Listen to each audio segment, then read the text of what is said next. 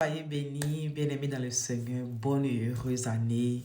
Année de paix, année d'amour, année de grâce, année de joie et de bénédiction. Surtout, santé de fait. Que cela soit votre partage. Finalement, j'arrive à m'asseoir devant la vidéo. Tellement de choses. Et cette année a tellement commencé en vogue, tellement puissant. Je bénis le nom de Dieu pour ma vie, pour vos vies, pour votre famille. Et voilà, j'aimerais vous donner 3 types de personnes à éviter dans l'année 2025 pour pouvoir réussir. Ou sinon que 3 catégories de personnes. Il y en a 10, mais aujourd'hui, j'aimerais vous donner 3.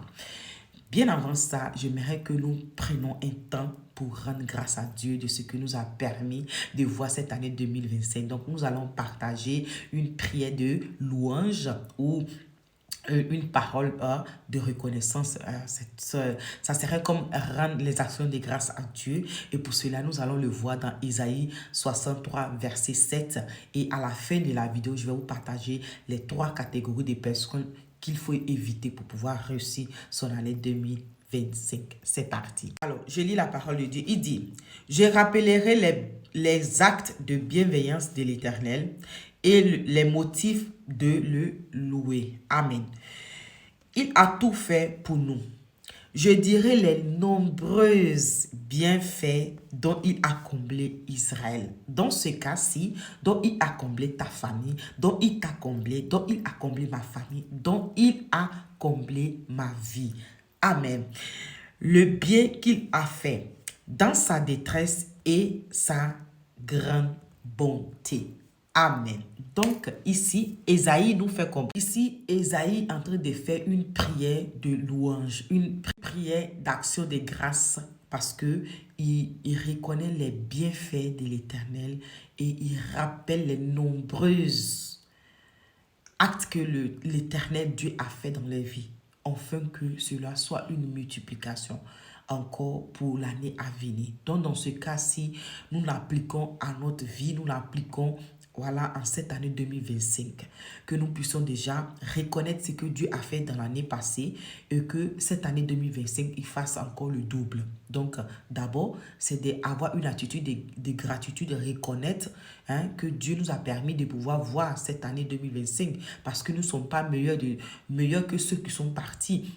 Ou ceux qui sont partis ne sont pas pires que nous. Nous, c'est seulement que voilà, c'est la grâce de Dieu et nous devons apprendre à gérer le temps qui nous est donné. Voilà, nous devons optimiser ce temps qui nous est donné pour pouvoir être productif, pour pouvoir être, voilà, pouvoir manifester le potentiel qui est en nous. Le psalmiste pouvait dire, apprends à compter mes jours. Donc, nous devons utiliser ce temps que Dieu nous permet parce qu'il a encore des choses avec nous à faire. Il a des histoires à écrire. Il a des trucs à bâtir avec nous. Donc, il nous donne ce temps-là pour pouvoir nous racheter, pour pouvoir accomplir ce à quoi il nous appelle. Donc, cela soit ton partage. Donc, soyez attentifs et soyez vraiment très sensibles à cela. Prêtez attention et soyez vraiment vigilants dans l'année 2025, là, parce que ça serait une année des bâtisseurs, une année des conquérants, une année des entrepreneurs et des entrepreneuses, ceux qui vont se lever pour vraiment bâtir. Voilà, c'est pour eux cette année-là. Donc, soyez attentifs et prêtez l'oreille à la voix du Saint-Esprit. Sur ce, voici les 3 catégories de personnes qu'il faut éviter pour pouvoir réussir dans l'année 2025. Sinon que 3 types de personnes qu'il faut éviter dans l'année 2025. Premier type de personnes, c'est les pessimistes chroniques. Sinon que les empoisonneurs de ton énergie et de ta motivation. Premier type de personnes. Ces personnes-là vont empoisonner ton énergie et ta motivation de réussite. Les pessimistes, il faut s'en éloigner. Il faut les fuir comme une peste dans l'année 2025. Premier type de personnes. Deuxième type de personnes, ce sont les voleurs d'énergie. Waouh, ceux-là, d'énergie-là, c'est un peu similaire aux empoisonneurs d'énergie.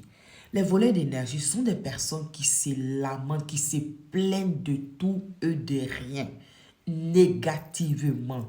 C'est-à-dire, si tu es auprès de eux, là, si tu es une personne positive, elles vont t'affecter. Donc, il faut te l'éloigner. Moi, je parle en conséquence de cause. Pour pouvoir réussir, l'année 2025, il faut t'ennuyer. J'ai fait le test sur l'année 2024, là. Ça a tellement marché. Donc, je vous donne ce conseil. Il y en a 10, mais aujourd'hui, je vous donne 3. Éloignez-vous de ces personnes et vous allez voir votre vie. Troisième type de personnes. Troisième type de personnes, sinon troisième catégorie de personnes. Les absents émotionnels.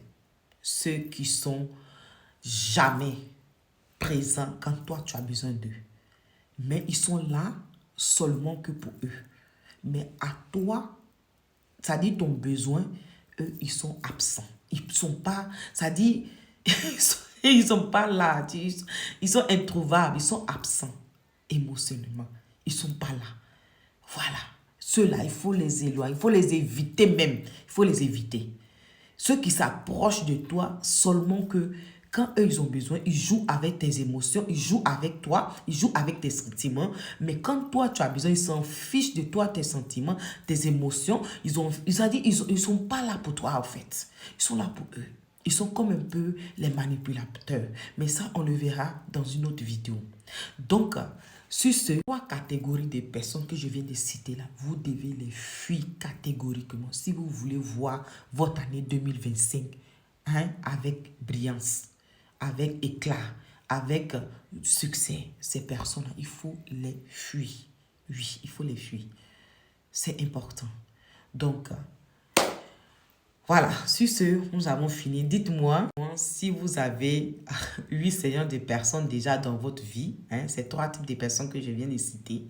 Et voilà, dites-moi dans les commentaires si vous avez vu ou si vous connaissez d'autres types de personnes ou catégories de personnes qu'il faut éviter. Voilà, faites-moi savoir. Et en plus, j'aimerais aussi, j'aimerais vous partager un petit témoignage. Alors, l'année passée, je crois dans la période de janvier au février, j'avais poser au Seigneur que j'aimerais atteindre une somme de 10 000 parce que je voulais faire des petits travaux et j'aimerais vraiment atteindre cette somme-là financièrement. Et voilà, avant même décembre, parce que je m'étais fixé l'objectif de 1 an, voilà, de janvier au février. Voilà, j'ai même quand ça a commencé sur mon compte, tout ça là, de janvier au février qu'à décembre, mais la grâce de Dieu a fait que déjà en octobre, moi j'avais déjà dépassé les 10 000 et les autres mois qui ont suivi, c'était surplus.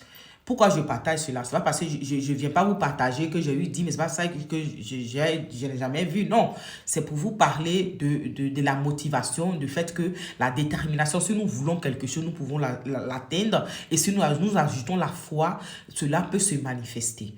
Donc, d'abord, il faut s'éduquer financièrement. Moi, j'aime l'argent. J'ai appris à connaître l'argent.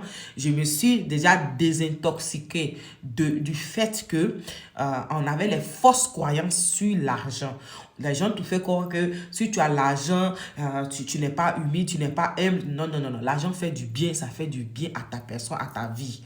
Il faut seulement savoir l'utiliser. Il faut que l'argent travaille pour toi, mais pas que toi tu travailles pour l'argent. Voilà, ça c'est ce que j'avais dit à ma grande sœur.